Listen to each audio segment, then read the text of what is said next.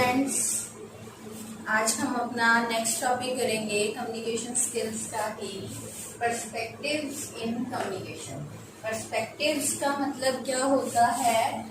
Our opinion और attitude towards something. किसी भी चीज के बारे में हमारा क्या एटीट्यूड है, हम क्या सोचते हैं, वो हमारा क्या कम्युनिकेशन को अफेक्ट करते हैं। हम किसी चीज के बारे में पहले ही सोच के बैठ जाते हैं, वो हमारे लिए, जैसे हमने सोच लिया कि जो हमारे पेरेंट्स हैं वो बहुत स्ट्रिक्ट हैं, हमारे फादर हैं वो बहुत स्ट्रिक्ट हैं, हमारे टीचर हैं वो बहुत स्ट्रिक्ट हैं, लेकिन वो ऐसे नहीं होते। कई बार वो क्या होते हैं, फ्रेंडली होते हैं हमारे साथ। लेकिन जब हमने सोच रखा है ना कि वो स्ट्रिक्ट हैं, हमारा टीचर है वो स्ट्रिक्ट है, हमारे फादर हैं वो स्ट्रिक्ट हैं, उसमें हम जब उनसे बात करेंगे तो हम अपना जो हमने सोच रखा है कि वो स्ट्रिक्ट है, हम उतना फ्रेंडली उनसे बात नहीं कर पाएंगे, उनसे इतनी क्लियरली कम्युनिकेशन नहीं हो पाएगी। उसका मतलब क्या होता है कि पर्सपेक्टिव एंड कम्युनिकेशन की जो कम्युनिकेशन को अफेक्ट करते हैं। अब इसके आगे ही है factors affecting perspectives in communication. ऐसे कौन से फैक्टर्स हैं जो कम्युनिकेशन को अफेक्ट करते हैं, जो कम्युनिकेशन के बीच में एक बैरियर बन जाते हैं। बैरियर का मतलब एक पुल बन जाते हैं या एक बांध बन जाते हैं जिसे हमें पार करना होता है। वो बैरियर क्या बनता है? वही हमारी थिंकिंग, हम क्या सोचते हैं उनके बारे में कि वो स्ट्रिक्ट हैं, या हम अपने माइंड से सोच लेते हैं कि नहीं ये ऐसे नहीं है, या हमारा कुछ एक्सपीरियंस, ऐसे कुछ पॉइंट्स हैं। आइए डिस्कस करते हैं। सबसे फर्स्ट है लैंग्वेज। जब हम कई बार बात करना चाहते हैं किसी से, हम अच्छे तरीके से बात करना चाहते हैं, उसमें हम क्या यूज कर लेते हैं? Incorrect words, unfamiliar words use कर लेते हैं। तो जो हमने बात करनी होती है वो हम क्लियरली नहीं कर पाते। किसकी वजह से? हमारी लैंग्वेज की वजह से, हमारे इनकरेक्ट वर्ड्स की वजह से। जो हम कम्युनिकेशन करना चाहते हैं, जो जितनी इफेक्टिव हमारी कम्युनिकेशन होनी चाहिए, वो नहीं हो पाती। नेक्स्ट है विजुअल परसेप्शन। विजुअल परसेप्शन क्या होता है? मैंने ये साथ में इनके मीनिंग्स लिखे हैं, हिंट्स लिखे हैं, जिससे आपको याद करने में या माइंड में रखने में आसानी रहेगी। इसमें क्या है? Brain ability. हमने सोच लिया, अपनी सोच ऐसे बना लेते हैं, अपने दिमाग में सोच लेते हैं कि आगे ऐसे होगा, तो हो सकता है वैसे ना हो। लेकिन जब हम सोच लेते हैं, जब हमारे माइंड में एक बार जो चीज आ जाती है, तो हमारे जो वर्ड्स हैं वो भी उसके अकॉर्डिंग हो जाते हैं, जो हमारी कम्युनिकेशन है वो भी उसके अकॉर्डिंग हो जाती है। जैसे हम मूवी देखने जाते हैं, मूवी में कोई सीन चल रहा है, हम ये सोच लेते हैं, तभी हमारी क्या है, ब्रेन की हमारी एबिलिटी है जो सोचने की, वो क्या हो जाती है, हम सोचते हैं कि इसके बाद ये होगा। हो सकता है वो हो जाए, लेकिन मोस्टली क्या है कि नहीं भी हो सकता। इसलिए जो विजुअल परसेप्शन है कि हमारी जो हाफ पिक्चर है वो तो हमें पता है, हमारे सामने है, जो नेक्स्ट हाफ है उसके बारे में हम पहले ही सोच लेते हैं, जिसका हमें पता ही नहीं होता कि वैसा हो या ना हो। तो वो भी क्या एक बैरियर बनते हैं हमारी कम्युनिकेशन में। नेक्स्ट है पास्ट एक्सपीरियंस।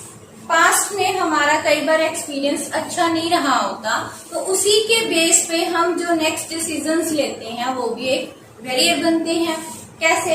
आप कहीं शॉपिंग करने जाते हो सकता है कि फर्स्ट टाइम आप वहां गए, उन्होंने आपको रेट ज्यादा लगा लिया, मार्केट से ज्यादा रेट लगा लिया, तो नेक्स्ट टाइम भी आप सोचोगे वहां जाने से पहले कि इसने लास्ट टाइम मुझे ठगा था, मैं अब नहीं जाऊंगा। तो वो क्या है?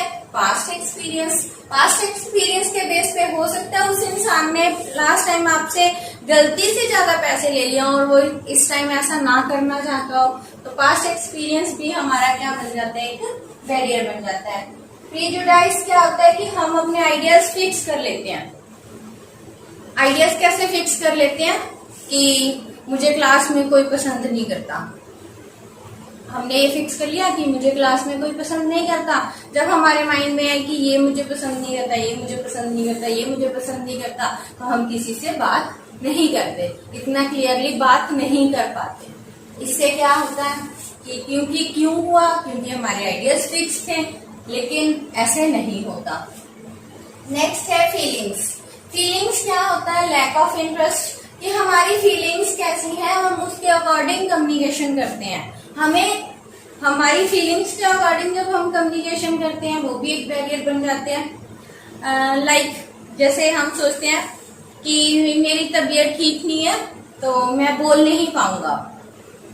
हो सकता है आप बोल पाओ, आप किसी से बात कर रहे हो, उनसे बात कर सको, लेकिन जब आपने ये सोच लिया कि मेरी तो तबीयत ठीक नहीं है, मुझे बहुत बुखार है, मैं बात नहीं कर सकता, आप बात नहीं करोगे और वो क्या है, एक कम्युनिकेशन के बीच में बैरियर बन जाएगा। बैरियर का मैं बार बार यूज कर रही हूँ। बैरियर का मतलब ये होता है कि जो बात हम कहना चाहते हैं वो क्लियरली हम नहीं कह सकते, या जितनी बात हमें कहनी होती है, जो बात हमें शेयर करनी होती है वो हम नहीं कर पाते।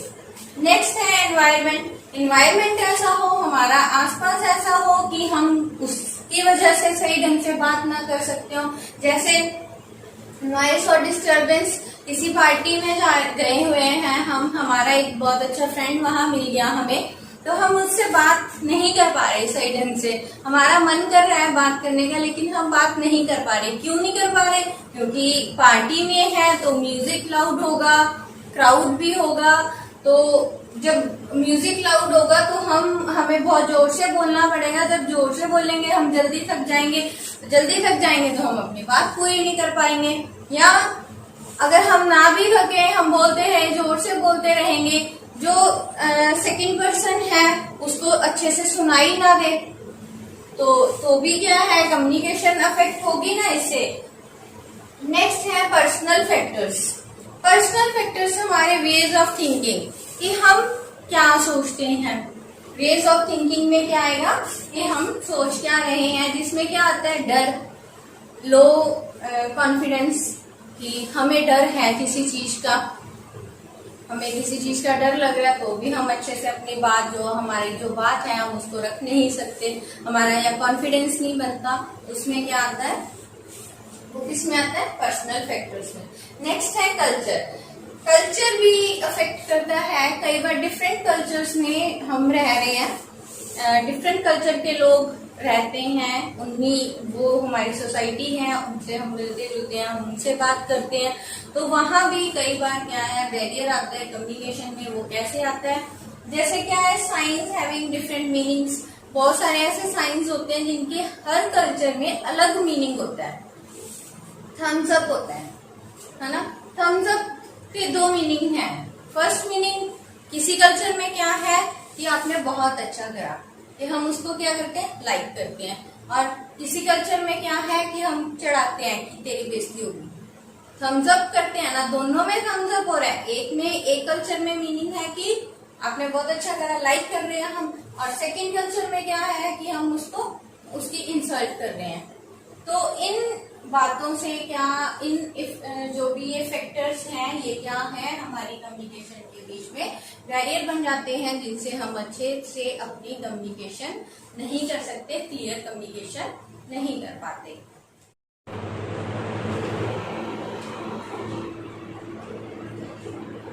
हाँ जी, हमारा जो नेक्स्ट टॉपिक है वो है अफेक्टिव कम्युनिकेशन। हमने अभी क्या करा था कि हमारी जो कम्युनिकेशन है उसको कौन से फैक्टर्स अफेक्ट करते हैं, और अब हम करेंगे कि एक इफेक्टिव कम्युनिकेशन के लिए हमें किन किन बातों को ध्यान में रखना है, कौन कौन से फैक्टर्स हैं जिनको हमें ध्यान में रखना है। इफेक्टिव कम्युनिकेशन मैंने पिछले वीडियो में बताया था कि इफेक्टिव कम्युनिकेशन ऐसी होती है कि जिसमें हम कम्युनिकेट करें, हम बात करें और सामने वाला जो पर्सन है उसको इम्प्रेस कर सकें, हमारे जो आइडियाज़ हैं वो हम उसको क्लियरली और बता सकें और समझा सकें जो हम बात कहना चाहते हैं। तो आइए करते हैं।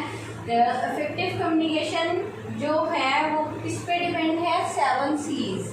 7 C's, ये 7 पॉइंट्स हैं, ये सारे सी से स्टार्ट होते हैं, इसलिए इसको क्या कहते हैं, 7 C's। नाउ हम अब एक एक करते हैं। फर्स्ट है क्लियर। क्लियर का मतलब क्या है कि be clear about what you want to से।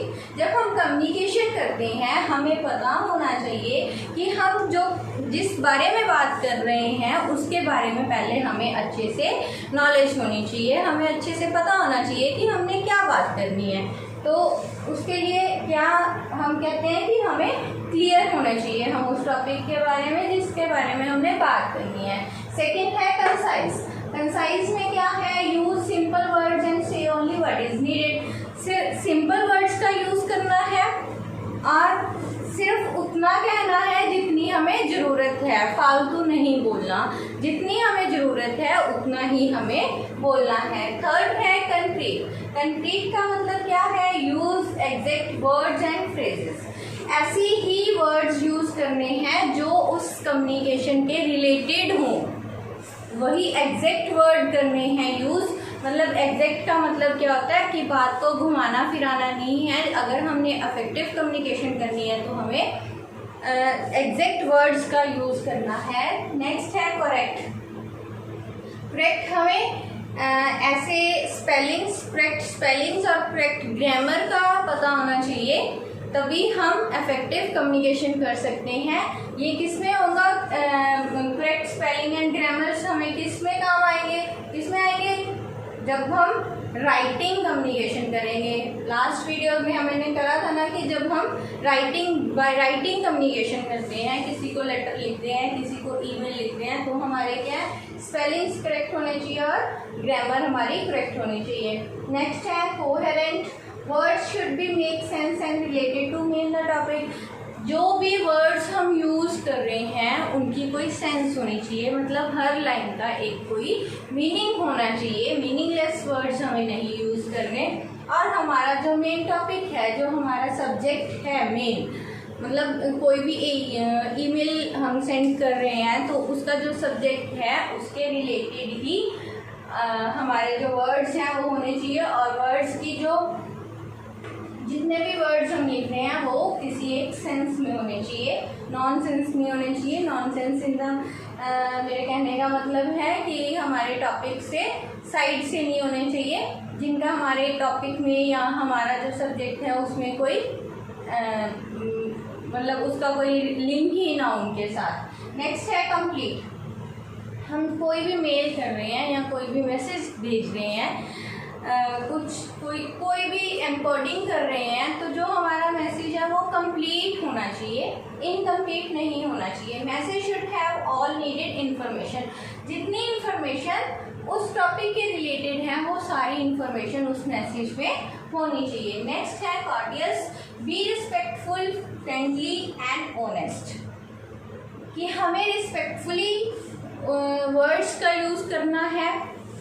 कैसे करते हैं, जैसे रिस्पेक्टेड, थैंक यू। और फ्रेंडली रहना है और ऑनेस्ट। जो वर्ड्स हम लिख रहे हैं, जो मेल लिख रहे हैं, उसके प्रति हमें ऑनेस्ट रहना है, हमें अपने रूल्स फॉलो करने हैं और जो लिखना है ऑनेस्टी से लिखना होता है। तो ये 7 C's हैं जो आपको याद करने हैं। आप वीडियो पॉज करके इन सबको नोट कर सकते हैं। जो मैं बता रही हूँ आपको हिंदी में समझा रही हूँ, आप उसको भी हिंदी में भी नोट कर सकते हैं। Thank you.